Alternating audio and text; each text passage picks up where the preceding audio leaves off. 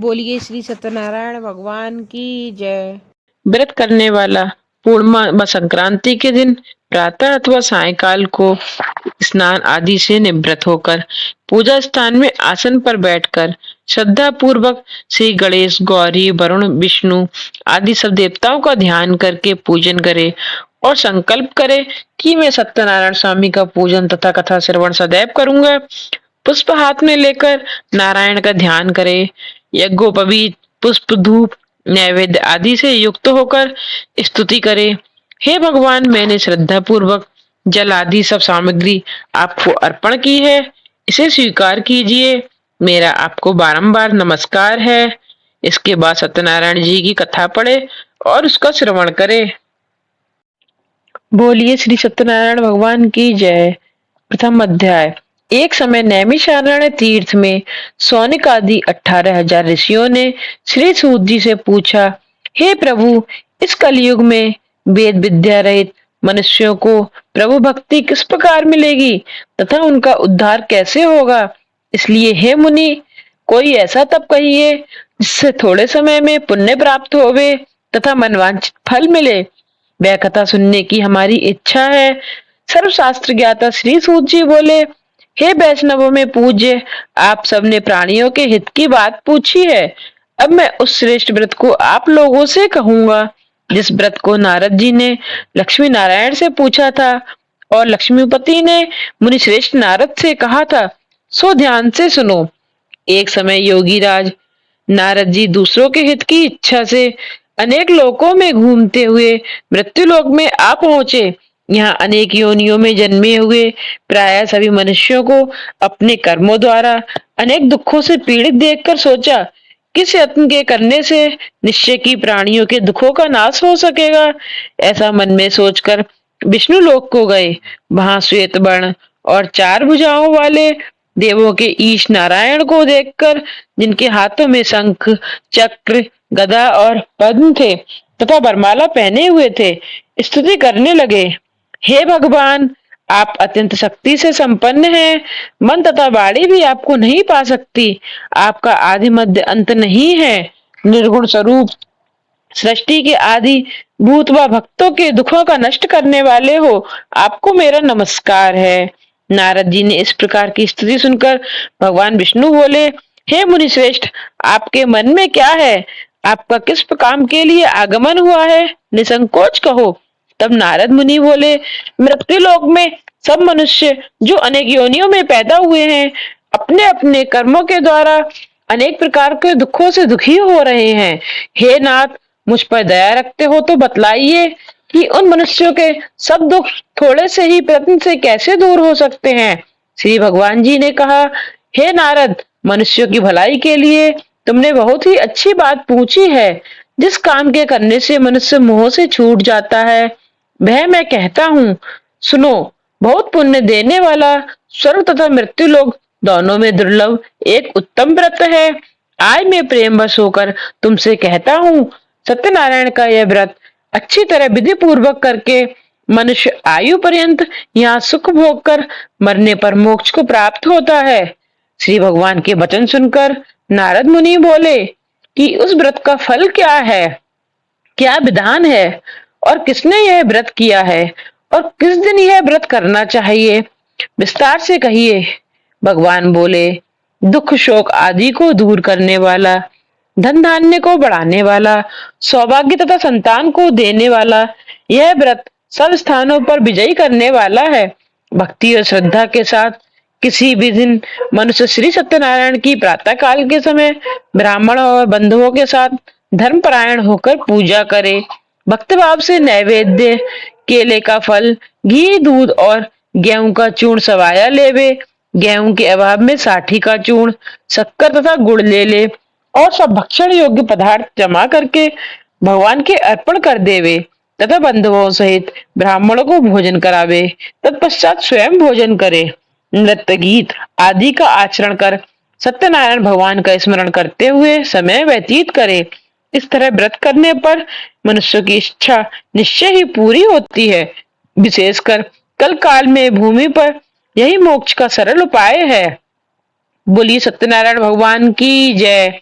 द्वितीय अध्याय प्रारंभ। सूत जी बोले, हे ऋषियों, जिसने पहले समय में इस व्रत को किया था उसका इतिहास कहता हूँ, ध्यान से सुनो। सुंदर काशीपुरी नगरी में एक अत्यंत निर्धन ब्राह्मण रहता था। वह भूख और प्यास से बेचैन हुआ नित्य पृथ्वी पर घूमता था। ब्राह्मणों से प्रेम करने वाले भगवान ने ब्राह्मण को दुखी देखकर बुरे ब्राह्मण का रूप धर उसके पास जा आदर के साथ पूछा, हे विप्र, नित्य दुखी हुआ पृथ्वी पर क्यों घूमता है? हे श्रेष्ठ ब्राह्मण, यह सब मुझसे कहो, मैं सुनना चाहता हूँ। ब्राह्मण बोला, मैं निर्धन ब्राह्मण हूँ, भिक्षा के लिए पृथ्वी पर फिरता हूँ। हे भगवान, यदि आप इसका उपाय जानते हो तो कृपा करके मुझसे कहो। वृद्ध ब्राह्मण बोला कि सत्यनारायण भगवान मनवांछित फल देने वाले हैं, इसलिए हे ब्राह्मण, तू उनका पूजन कर, जिसके करने से मनुष्य सब दुखों से मुक्त होता है। ब्राह्मण को व्रत का सारा विधान बतलाकर बूढ़े ब्राह्मण का रूप धारण करने वाले सत्यनारायण भगवान अंतर्ध्यान हो गए। जिस व्रत को वृद्ध ब्राह्मण ने बतलाया है मैं उस को जरूर करूंगा। यह निश्चय करने पर उसे रात में भी नींद नहीं आई। वह सवेरे उठ सत्यनारायण के व्रत का निश्चय कर भिक्षा के लिए चला। उस दिन उसको भिक्षा में बहुत सा धन मिला, जिससे बंधु बांधवों के साथ उसने सत्यनारायण का व्रत किया। इसके करने से वह ब्राह्मण सब दुखों से छूटकर अनेक प्रकार की संपत्तियों से युक्त हुआ। उस समय से वह ब्राह्मण हर मास व्रत करने लगा। इस तरह सत्यनारायण भगवान के व्रत को जो भी करेगा वह मनुष्य सब दुखों से छूट जाएगा। इस तरह नारद जी ने नारायण का कहा हुआ यह व्रत मैंने तुमसे कहा। हे विप्रो, मैं अब और क्या कहूँ? ऋषि बोले, हे मुनीश्वर, संसार में इस ब्राह्मण से सुनकर किस किसने इस व्रत को किया है, हम सब यह सुनना चाहते हैं। इसके लिए हमारे मन में श्रद्धा है। सूत जी बोले, हे मुनियों, जिस जिसने इस व्रत को किया है वह सब ध्यान से सुनो। एक समय एक ब्राह्मण धन और ऐश्वर्य के अनुसार बंधु बांधवों के साथ व्रत करने को तैयार हुआ। उसी समय एक लकड़ी बेचने वाला बूढ़ा आदमी आया और बाहर लकड़ियों के रखकर ब्राह्मण के मकान में गया। प्यास से दुखी लकड़हारा उसको व्रत करते देखकर ब्राह्मण को नमस्कार कर कहने लगा कि आप यह क्या कर रहे हैं और इसके करने से क्या फल मिलता है, कृपा करके मुझसे कहो। ब्राह्मण ने कहा, सब मनोकामना को पूरा करने वाला यह सत्यनारायण भगवान का व्रत है। इसकी ही कृपा से मेरे यहाँ धन धान्य आदि की वृद्धि हुई है। ब्राह्मण से इस व्रत के बारे में जानकर लकड़हारा बहुत प्रसन्न हुआ। चरणामृत ले और प्रसाद खाने के बाद अपने घर को गया। लकड़हारे ने अपने मन में इस प्रकार का संकल्प किया कि आज ग्राम में लकड़ी बेचने से जो धन मिलेगा उसी से सत्यनारायण देव का उत्तम व्रत करूंगा। यह मन में विचार कर वह बूढ़ा आदमी लकड़ियों को अपने सिर पर रखकर जिस नगर में धनवान लोग रहते थे वह ऐसे सुंदर नगर में गया। उस रोज वहां पर उसने उन लकड़ियों का दाम पहले दिनों से चौगुना मिला। तब वह बूढ़ा लकड़हारा दाम ले और अति प्रसन्न होकर पक्के केले की पुली, शक्कर, घी, दूध, दही और गेहूं का चून इत्यादि ले और सत्यनारायण भगवान के व्रत की कुल सामग्रियों को लेकर अपने घर आया। फिर उसने अपने भाइयों को बुलाकर विधि के साथ भगवान जी का पूजन और व्रत किया। उस व्रत के प्रभाव से वह बूढ़ा लकड़हारा धन, पुत्र आदि से युक्त हुआ और संसार के समस्त सुख भोग कर बैकुंठ को चला गया। बोलिए सत्यनारायण भगवान की जय। तृतीय अध्याय प्रारंभ। सूत जी बोले, हे ऋषि मुनियों, अब आगे की कथा कहता हूँ, सुनो। पहले समय में उल्कामुख नाम का एक विद्वान राजा था। वह सत्यवक्ता और जितेंद्रिय था। प्रतिदिन देव स्थानों पर जाता तथा गरीबों को धन देकर उनके कष्ट दूर करता था। उनकी पत्नी कमल के समान मुख वाली और सती साध्वी थी। भद्रशिला नदी के तट पर उन दोनों ने श्री सत्यनारायण का व्रत किया। उस समय वहां पे एक साधु वैश्य आया। उसके पास व्यापार के लिए बहुत सा धन था। वह नाव को किनारे पर ठहराकर राजा के पास आया और राजा को व्रत करते हुए देखकर विनय के साथ पूछने लगा, हे राजन, भक्ति युक्त चित्त से यह आप क्या कर रहे हैं? मेरी सुनने की इच्छा है, सो आप यह मुझे बताइए।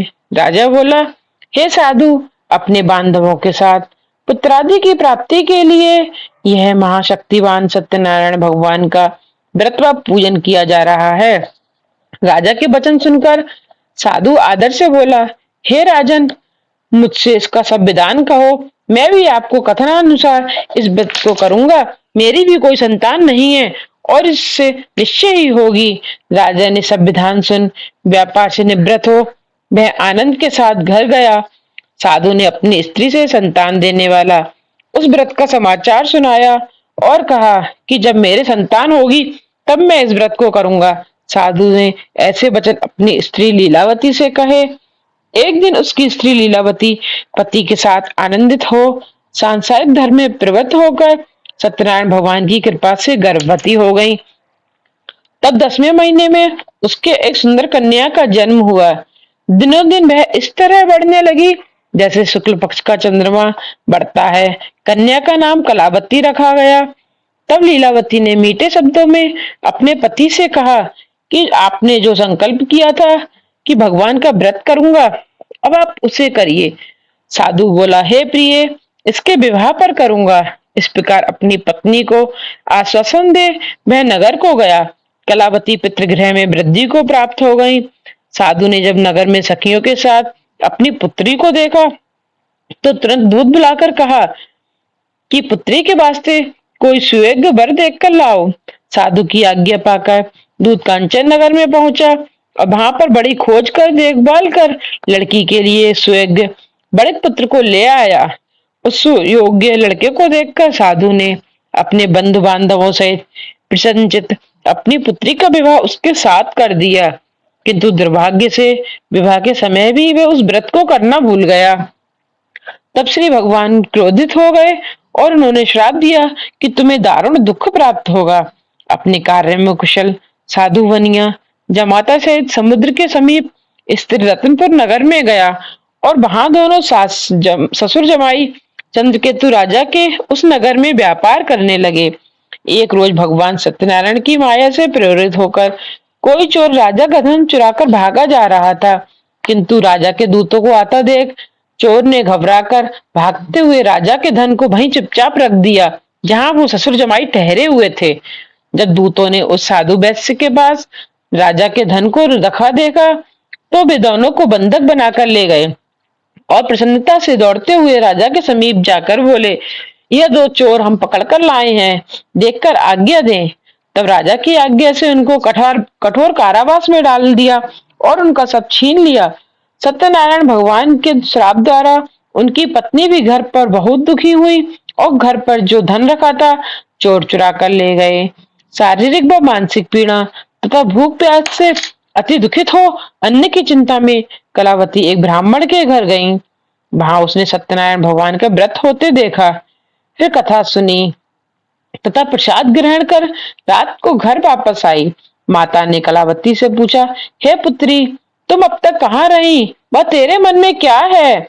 कलावती बोली, हे माता, मैंने एक ब्राह्मण के घर श्री सत्यनारायण भगवान का व्रत देखा है। कन्या के वचन सुनकर लीलावती भगवान के पूजन की तैयारी करने लगी। लीलावती ने परिवार और बंधुओं सहित श्री सत्यनारायण भगवान का पूजन किया और वर मांगा कि मेरे पति और दामाद शीघ्र आ जावे। साथ ही प्रार्थना की कि हम सबका अपराध क्षमा करो। सत्यनारायण भगवान इस व्रत से संतुष्ट हो गए और राजा चंद्रकेतु को स्वप्न में दर्शन देकर कहा, हे राजन, दोनों वैश्यों को प्रातः ही छोड़ दो और उनका सब धन जो तुमने ग्रहण किया है दे दो, नहीं तो मैं तेरा धन, राज्य, पुत्र आदि सब नष्ट कर दूंगा। राजा से ऐसे वचन कहकर भगवान अंतर्ध्यान हो गए। प्रातः काल राजा चंद्रकेतु ने सभा में अपना स्वप्न सुनाया। फिर दोनों बड़े पुत्रों को कैद से मुक्त कर सभा में बुलाया। दोनों ने आते ही राजा को नमस्कार किया। राजा मीठे वचनों से बोले, हे महानुभावों, भाभी बस ऐसा कठिन दुख प्राप्त हुआ है, अब तुम्हें कोई भय नहीं। ऐसा कहकर राजा ने उनको नए नए वस्त्राभूषण पहनाए तथा उनका जितना धन लिया था उससे दुगना धन देकर आदर सहित विदा किया। दोनों वैश्य अपने घर को चल दिए। बोली सत्यनारायण भगवान की जय। चतुर्थ अध्याय प्रारंभ। सूत जी बोले, वैश्य ने मंगलाचार करके यात्रा आरंभ की और अपने नगर को चला। उनके थोड़ी दूर निकलने पर दंडी वेशधारी सत्यनारायण ने उनसे पूछा, हे साधु, तेरी नाम में क्या है? अभिमानी बड़क हंसता हुआ बोला, हे दंडी, आप क्यों पूछते हो? क्या धन लेने की इच्छा है? मेरे नाम में तो बेल और पत्ते भरे हैं। वैश्य का कठोर वचन सुनकर भगवान ने कहा, तुम्हारा वचन सत्य हो। दंडी ऐसा कहकर वहां से दूर चले गए और कुछ दूर जाकर समुद्र के किनारे बैठ गए। दंडी के जाने पर वैश्य ने नित्य क्रिया करने के बाद नाव को ऊंची उठी देखकर और नाव में बेल पत्ते आदि देखकर मूर्छित हो जमीन पर गिर पड़ा। फिर मूर्छा खुलने पर अत्यंत शोक प्रकट करने लगा। तब उसका दामाद बोला कि आप शोक ना करें, यह दंडी का श्राप है, अतः उनकी शरण में चलना चाहिए, तभी हमारी मनोकामना पूर्ण होगी। दामाद के वचन सुनकर साधु बड़े दंडी के पास पहुंचा और अत्यंत भक्ति भाव से नमस्कार करके बोला, हे भगवान, आपकी माया से मोहित ब्रह्मा आदि भी आपके रूप को नहीं जानते, तब मैं अज्ञानी कैसे जान सकता हूँ? आप प्रसन्न होइए, मैं सामर्थ्य के अनुसार आपकी पूजा करूंगा। मेरी रक्षा करो और पहले के समान नौका में धन भर दो। उसके भक्ति युक्त वचन सुनकर भगवान प्रसन्न हो उसकी इच्छा अनुसार वर देकर अंतर ध्यान हो गए। तब उन्होंने नाव पर आकर देखा कि नाव धन से परिपूर्ण है।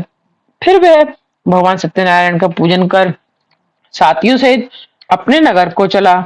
अब अपने नगर के निकट पहुंचा, तब दूत को घर भेजा। दूत ने साधु के घर जाकर उसकी स्त्री को नमस्कार कर कहा कि साधु अपने दामाद सहित इस नगर के समीप आ गए हैं। ऐसा वचन सुन साधु की स्त्री ने बड़े हर्ष के साथ सत्यदेव का पूजन कर पितरी से कहा, मैं अपने पति के दर्शन को जाती हूँ, तू कार्य पूर्ण कर शीघ्र आना। माता के ऐसे वचन सुनकर कलावती प्रसाद छोड़कर पति के पास गई। प्रसाद की अवज्ञा के कारण सत्यदेव ने रुष्ट हो उसके पति को नाव सहित पानी में डुबो दिया। कलावती अपने पति को न देखकर रोती हुई जमीन पर गिर गई। इस तरह नौका को डूबा हुआ तथा कन्या को रोता देख साधु दुखित हो बोला, हे प्रभु, मुझसे या मेरे परिवार से जो भूल हुई है उसे क्षमा करो। उसके दीन वचन सुनकर सत्यदेव प्रसन्न हो गए और आकाशवाणी हुई, हे साधु, तेरी कन्या मेरे प्रसाद को छोड़कर आई है, इसलिए इसका पति अदृश्य हुआ है। यदि वह घर जाकर प्रसाद खाकर लौटे तो इसे पति अवश्य मिलेगा। ऐसी आकाशवाणी सुनकर कलावती ने घर पहुंचकर प्रसाद खाया, फिर आकर पति के दर्शन किए।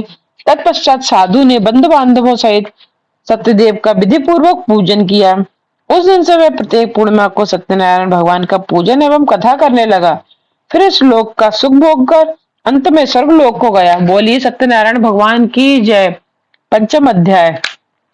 सूत जी बोले, हे ऋषियों, मैं और भी कथा कहता हूँ, सुनो। प्रजापालन में लीन तुंगध्वज नाम का एक राजा था। उसने भी प्रसाद भगवान का प्रसाद त्याग कर बहुत दुख पाया। एक समय वन में जाकर वन्य पशुओं को मारकर बड़ के पेड़ के नीचे आया। वहां उसने ग्वालों को भक्तिभाव से बांधवों सहित सत्यनारायण जी का पूजन करते देखा। राजा देखकर भी अभिमान बस वहां नहीं गया और ना ही नमस्कार ही किया। जब ग्वालों ने भगवान का प्रसाद उसके सामने रखा तो वह प्रसाद को त्याग कर अपनी सुंदर नगरी को चला। वहीं उसने अपना सब कुछ नष्ट पाया तो वह जान गया कि ये ऐसा भगवान ने किया है। तब वह विश्वास कर ग्वालों के समीप गया और विधि पूर्वक पूजन कर प्रसाद खाया तो सत्यदेव की कृपा से पहले जैसा था वैसा ही हो गया। फिर दीर्घ काल तक सुख भोग कर मरने पर स्वर्गलोक को गया। जो मनुष्य इस परम दुर्लभ व्रत को करेगा, भगवान की कृपा से उसे धन धान्य की प्राप्ति होगी। निर्धन धनी और बंदी बंधन से मुक्त होकर निर्भय हो जाता है। संतानहीनों को संतान प्राप्ति होती है तथा सब मनोरथ पूर्ण होकर अंत में वैकुंठ धाम को जाता है। बोलिए सत्यनारायण भगवान की जय। जिन्होंने पहले इस व्रत को किया, अब उनके दूसरे जन्म की कथा कहता हूँ। वृद्ध सतानंद ब्राह्मण ने सुदामा का जन्म लेकर मोक्ष पाया। उल्कामुख नाम का राजा दशरथ होकर वैकुंठ को प्राप्त हुआ। साधु नाम के वैश्य ने मोरध्वज बनकर अपने पुत्र को आरे से चीरकर मोक्ष को प्राप्त किया। महाराज तुंगध्वज ने स्वयं भू होकर भगवान में भक्ति युक्त कर्म कर मोक्ष प्राप्त किया। बोलिए सत्यनारायण भगवान की जय।